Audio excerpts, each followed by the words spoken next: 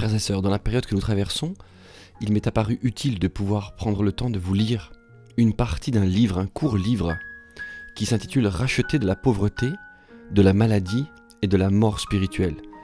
Écoute bien mon frère, ma sœur, si ta foi est en question, si tu remets en question tes fondements, écoute ce témoignage vivant. Ce livre a été écrit par Kenneth Hagin, je vous lis quelques mots à propos de l'auteur. Marc 11, 23 et 24 est la clé de la vie du ministère de Kenneth Hagin. Il reçut dans la foi ces promesses de la bouche de Jésus lui-même alors qu'il gisait sur un lit de maladie, presque totalement paralysé. Il souffrait d'une malformation cardiaque et d'une maladie de sang incurable. Les médecins ne pensaient pas qu'il fêterait son 17e anniversaire. Mais après 16 mois de lit, il crut que l'Écriture disait bien ce qu'elle disait. Il mit sa foi en action et se leva guéri. Voici quelques mots à propos de l'auteur qui a écrit ce livre. Et je vais vous lire une partie du livre, un témoignage qui se trouve dans le livre et qui relate l'histoire du docteur John Alexander Dowie, qui s'était rendu compte de l'importance de la connaissance et de l'enseignement de chaque croyant. Écoutez ceci. J'ai lu ce que le docteur John Alexander Dowie écrivait sur la révélation qu'il reçut au sujet de la guérison.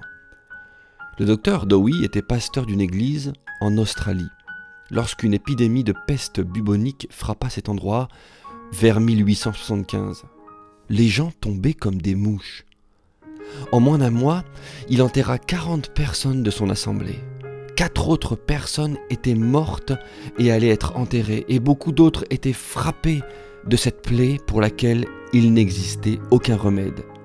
Ce jour-là, Dr Dowie était assis à son bureau, les bras pliés, la tête entre les mains, pleurant devant Dieu. « Ô Dieu, est-ce que tout le monde va mourir? Vas-tu prendre tout le monde? D'où cela vient-il? Es-tu l'auteur de tout ceci ?» disait-il en sanglotant. Il pensait que Dieu envoyait cette épidémie. « Ô Dieu, priait-il encore, peux-tu supporter cela? Dans l'Ancien Testament, tu as arrêté l'épidémie et tu en as préservé les gens. Tu guérissais les gens dans l'Ancien Testament. Jésus guérissait les gens quand il vivait sur terre aussi. Père, ne peux-tu rien faire pour nous ?» Alors qu'il se tenait là, en larmes, vidant son cœur, à cause de la tragédie survenue dans son pays, le Saint-Esprit lui parla en rappelant Acte 10, verset 38 à son esprit. Il est écrit ceci. Comment Dieu avait oint Jésus de Nazareth, qui allait partout faisant le bien et guérissant tous ceux qui étaient sous l'oppression du diable. Son esprit fut traversé par un flash. C'était Satan l'oppresseur, ce n'était pas Dieu. Mais Jésus était le libérateur. Alors il se rappela Hébreux 13, verset 8, qui dit ceci. Jésus-Christ est le même hier, aujourd'hui et éternellement. Le docteur Dowie savait que le diable n'avait pas changé non plus. Il raconte que c'était comme s'il s'était tenu dans une pièce sombre et que quelqu'un avait allumé la lumière. Il sut alors que le diable était l'auteur de l'épidémie. Et parce que les gens ne connaissaient pas la vérité, ils s'y étaient soumis. Ils avaient permis au diable de leur faire ces choses tout simplement parce qu'ils ne connaissaient pas ce qui leur appartenait. « Seigneur, dit-il, aide-moi à enseigner cela à tes enfants, de telle sorte qu'ils comprennent. » Alors qu'il méditait sur le sujet, il entendit un bruit de course dans le sanctuaire et l'on frappa à sa porte. 2 jeunes hommes, sans chapeau ni manteau, entrèrent dans son bureau. « Docteur Dowie, maman veut que vous veniez vite, supplia l'un d'eux. Marie est mourante. » Il se précipita vers la maison d'un des membres de l'église. Il trouva la petite fille âgée de 12 ans, en convulsions sur son lit. Une écume sanguinolente sortait de sa bouche. C'est ainsi que les gens mouraient. Un médecin se tenait à ses côtés. C'était aussi un membre de l'église de Dowie. Il leva la tête lorsque Dowie entra et dit « Combien Dieu est miséricordieux dans sa façon d'accomplir ses œuvres. » Docteur Dowie répondit « Comment pouvez-vous appeler ça l'œuvre de Dieu ?» Il venait juste de découvrir en présence de Dieu une toute nouvelle vérité. Ce qui se passe dans le corps de cette jeune fille n'est pas l'œuvre de Dieu, dit Dr Bowie. Dieu ne veut pas qu'elle soit fauchée dans ses jeunes années pour mourir dans des convulsions avec une écume sanguinolente au coin de la bouche. Il ajouta: Monsieur, je veux que vous sachiez qu'il s'agit de l'œuvre du diable. Puis Dowie dit au médecin: Vous êtes chrétien et membre de mon église. Pouvez-vous prononcer la prière de foi qui sortira cet enfant des mâchoires de la mort? Le médecin prit son chapeau et l'avisa. Vous feriez mieux de ne pas vous mêler des affaires de Dieu. Et il partit. Le docteur Dowie se tint près du lit, prit la main de la petite fille dans la sienne et pria: ô Dieu, qui agissait autrefois et qui guérissait ton peuple sous l'ancienne alliance, ô Dieu, qui t'est manifesté par Jésus-Christ, qui allait en tout lieu en faisant le bien et en guérissant tous ceux qui étaient opprimés par le diable. Je veux que tu agisses. Le Saint-Esprit lui remit des versets en mémoire. Il repoussa la maladie et la mort, leur ordonnant de partir. Alors qu'il priait, les convulsions cessèrent et Marie tomba dans un si profond sommeil que sa mère pensa qu'elle était morte. Mais le docteur Dowie expliqua: non, elle dort. À présent, elle va aller bien. Puis il demanda à l'infirmière de lui préparer quelque chose à manger.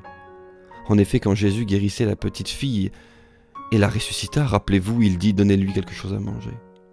Quand l'infirmière eut préparé le repas, Dowie claqua des doigts dans son oreille, celle de la petite fille, et dit: Marie. Elle ouvrit les yeux immédiatement, releva la tête, s'étira et dit: Maman, je me sens si bien, j'ai dormi si longtemps, alors que cela n'avait duré que quelques minutes. Le docteur Dowie demanda: As-tu faim? Oui, répondit-elle. Elle était parfaitement rétablie. Le docteur Dowie alla dans la pièce voisine, pria pour son petit frère de 4 ans, et il fut guéri. Il pria ensuite pour d'autres membres de l'église, et pas un seul d'entre eux ne mourut dès lors. Il resta 19 ans dans cette église, après avoir commencé à prêcher cette vérité, et avant de venir aux États-Unis. Durant ces 19 ans, pas une seule personne, jeune ou d'âge mûr, ne mourut dans son assemblée. Seules les personnes âgées qui avaient accompli leur temps s'endormirent en Jésus. Et l'auteur dira un peu plus loin: je n'ai pas l'intention de discréditer la profession médicale, non. Les docteurs combattent le même démon que nous. Je veux simplement faire remarquer qu'il s'agit de raisonnements humains et de fausses pensées qui ont volé à bien des gens des bénédictions de guérison et de bonne santé. Frères et sœurs, j'ai voulu vous lire ces quelques extraits de ce livre racheté de la pauvreté, de la maladie et de la mort pour éveiller en nous cette réalité. Ô combien il est important, nécessaire, que nous retournions aux Écritures et que nous vivions une fois pour toutes, basés sur notre héritage en Christ. Comme le dit ce chant: voici mon désir, Seigneur, c'est de t'honorer, de te suivre. Seigneur, de tout mon cœur, je t'adore. Adorer Dieu, c'est avoir le genou fléchi devant lui. Frères et sœurs, prenons le temps dans cette période de lire encore la parole de Dieu, de nous approcher de Dieu et de faire tomber tous nos faux raisonnements. Notre foi est si fragile parfois. Notre ténacité est tellement plus souvent au service de l'incrédulité plutôt que de la foi. Nous sommes tellement sujets à aller de gauche et de droite, être basculés par tout ce que ce monde nous envoie comme signal. Et même parfois, chez les chrétiens, nous trouvons des façons de penser qui paraissent tellement remplies de sagesse, mais qui trouvent leurs racines dans un mélange d'incrédulité et de peur. Frères et sœurs, revenons à la parole de Dieu. Dieu n'est pas l'auteur de la maladie. Jésus nous a rachetés de la maladie complètement. La guérison est aujourd'hui notre héritage. La guérison est aujourd'hui ton héritage, mon frère, ma sœur. Prends position, Jésus.